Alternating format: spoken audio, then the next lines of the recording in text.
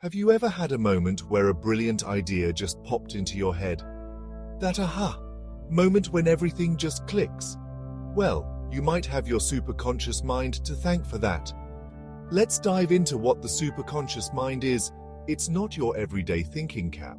It goes beyond our regular conscious and subconscious levels, reaching into what many believe is the soul's consciousness.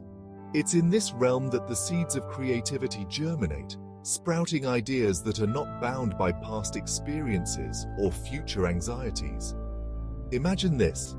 You're working on a problem, turning it over in your mind, and then, when you least expect it, bingo, the solution appears. This isn't just random, it's your superconscious mind at work. This part of your brain operates outside our normal thinking processes, thriving in a zone where time and typical cognitive awareness don't have the same hold. Now you might wonder, how can I tap into this extraordinary part of my mind? The answer lies in what I like to call witnessing.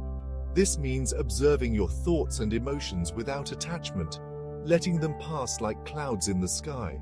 When you achieve this state of meditative awareness, you're not just thinking, you're tuning into a higher frequency of consciousness. This state is not about effort, it's about letting go. It's when we silence our mental chatter that the superconscious becomes most active.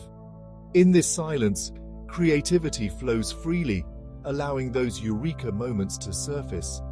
From groundbreaking scientific discoveries to profound artistic expressions, these insights all stem from the superconscious mind.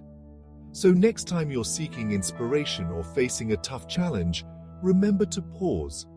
Step back. Observe. You might just find that the answers come to you in the quiet moments, from a place deeper than you expected. Your superconscious mind is always there, waiting to lead you to your next big breakthrough. Embrace it and let the ideas flow.